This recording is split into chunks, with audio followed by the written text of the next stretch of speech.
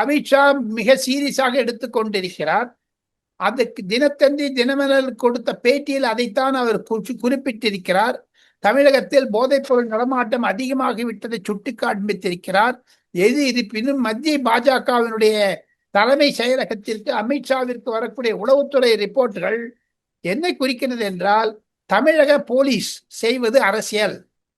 இது திராவிட முன்னேற்ற கழகத்திற்கு சாதகமாகவா பாதகமாகவா இருக்குமா தெரியாது.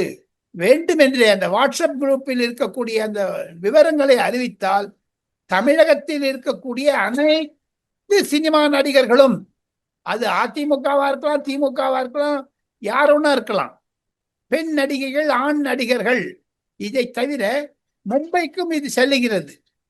மும்பையிலிருந்து தான் இது வருகிறது. பிரபல தமிழ் நடிகர்கள் மும்பையிலிருந்து இந்தி படங்களுக்கு நடிக்கிறார்களே, அதுவும் ஒரு குறிப்பிட்ட ஒரு நடிகர் மூலமாக சென்னைக்கு வருகிறது, துபாய் மூலமாக வருகிறது என்றெல்லாம் மத்திய உளவுத்துறை அமித்ஷாவிற்கு ரிப்போர்ட் கொடுத்திருக்காங்க சார்.